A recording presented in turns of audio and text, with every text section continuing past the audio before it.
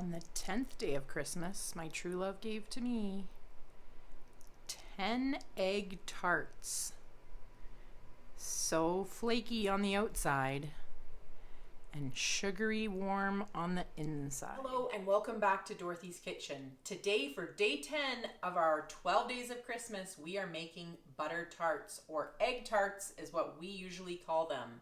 These egg tarts are sweet and delicious, and we're going to make them with my no-fail pie crust recipe. So if you haven't seen that before, you should give it a try. It's slick as a whistle, it's easy to put together, and these bake up quite quickly, so it's a great little treat to share with your family this Christmas. So give egg tarts a try.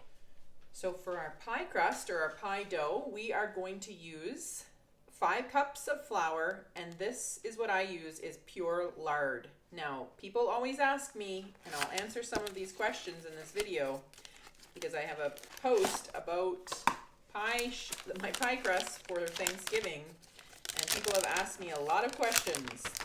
And one of the main questions is, can I substitute anything for the lard? And the answer is yes. I have used shortening many times, and that would be a great substitute. I have not tried butter. A few other people have mentioned that they did try butter and it worked well for them. But for this crust today, we are using lard, 1 pound. And that's another question I get. What is 1 pound? For lard, 1 pound is the same as 2 cups. Do you see that? There's a little measuring right on there. And some people say, can I substitute with Tender Flake? Well, Tender Flake is actually just the company that makes lots of different things, and in this case this is lard. Okay, so Tender Flake also makes shortening. To my flour mixture, I'm also adding 2 teaspoons of salt and 2 teaspoons of baking powder. A lot of people have asked why baking powder. It just helps the dough to rise up a little bit and to be nice and flaky. We're going to cut this lard into our 5 cups of flour. Another question I get is, what kind of flour do you use? Well, this flour is unbleached all-purpose flour, and that's what I use for most of my baking. Why do I use unbleached? I just think that it's healthier. So I get the question, how much does this pie dough make? In terms of pies, it makes about 4 double crusts. Now, it really depends, there's the caveat, it really depends on how thick you make your pie dough.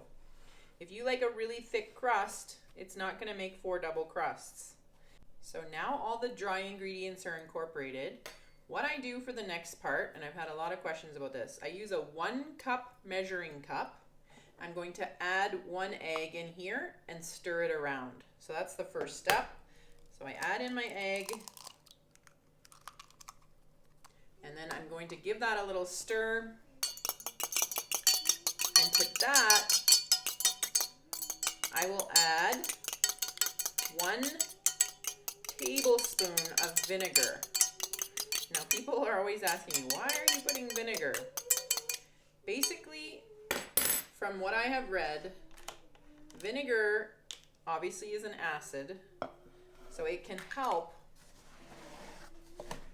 because your pie dough has to be a little bit acidic. Sometimes people use lemon juice. It does not taste at all like vinegar when you use the vinegar. I don't think it would taste like lemon juice either, but I just follow this recipe. So I'm going to now mix the 1 tablespoon of white vinegar with my egg. 1 cup measure. I've added 1 egg, 1 tablespoon of vinegar, and now I'm going to add in my ice cold water. Now what I'm doing, I've had this chilling in my freezer for this whole time. I'm going to add this in all the way up to the top of, just going to do a little more, up to the top of my 1 cup. I'm going to give that a little stir. Okay, so I'm going to slowly add this into my lard and flour mixture. And that is all the ingredients that go into this pie dough. It's actually very easy to make. comes together quickly, and it will take your tarts up from good to amazing. Okay, so once I have this all mixed in, I'm just gonna knead it a little bit, not too much. I don't wanna handle it too much. I'll knead it a little bit on a lightly floured surface and roll it out very thin for my tart shells. So I'm not kneading this as much as I would bread. I'm just trying to incorporate a little bit of flour and make this into a nice ball. So like maybe 10 turns into a little circle for my tarts. So I normally just cut it in half. This does not have to chill at all. I'm just gonna start with a quarter of the dough. Form this into a nice circle, and then I'm gonna roll this out thin. So I'm just gonna roll my dough very thin, and then I will cut out my tart shells. I'm gonna flour that. Sometimes I just put a little flour on the top of the dough as well. That way it doesn't stick to my rolling pin.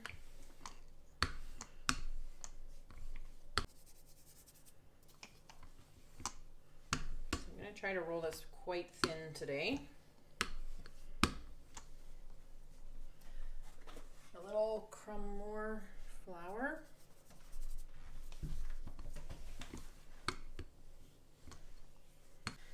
So that is about good.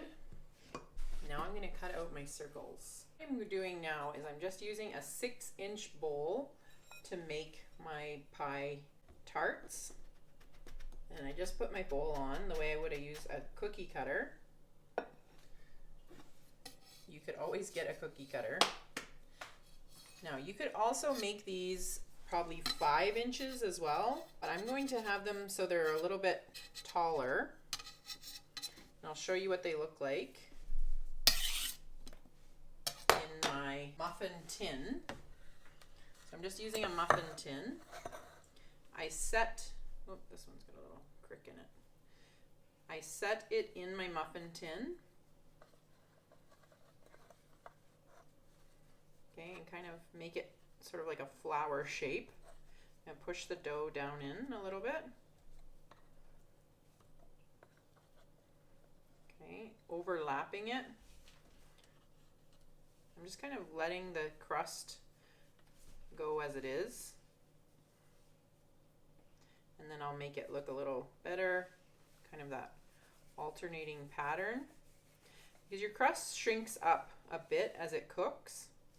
So I want to make sure that these are not going to overflow. Now we have a technique that we use because we actually add vinegar into filling as well, which helps it not to run over top. So that's basically it.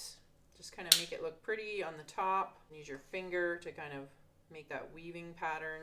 It kind of does it naturally as you put it in as well. And that's it. So I will just repeat that process to fill up my entire muffin tin, and then I will go ahead and make my filling. So you can kind of see the thickness. They're pretty thin. Now, again, it depends on what you prefer. You can make them slightly thicker, but I think that's a pretty good thickness for these tart shells. All right, now for our egg tart filling. What we are going to do is use 2 cups of brown sugar and then 2 eggs. It's actually very simple to make the filling. Now 2 eggs.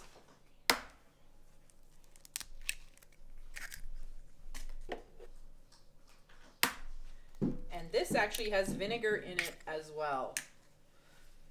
It's just a little bit of vinegar, and that's what helps it not to boil over the edges of your tart shell.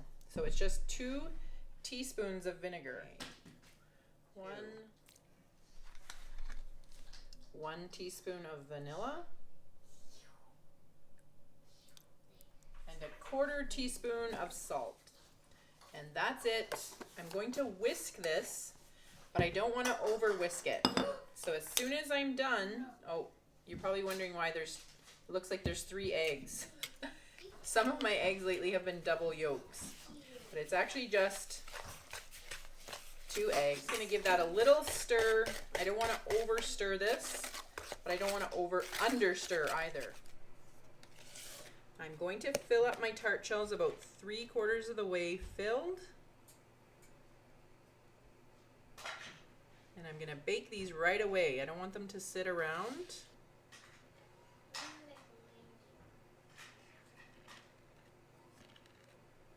Okay, so I'll fill all my shells. So our oven has just reached 375, and I'm gonna pop these in. First for about 14 minutes. A couple minutes left, and I'm just gonna show you what it looks like. Okay, so it's been 15 minutes. I'm just gonna show you. See how they're nicely puffed up? They will definitely go much, they will puff down. Deflate, that is the word I'm looking for. But I'm just looking at the crusts, and they're looking fairly good. We hope you've enjoyed learning a little bit more about how we make our no-fail pie crust and these delicious egg tarts. Thanks so much for watching, and follow us for our last 2 recipes in the 12 days of Christmas.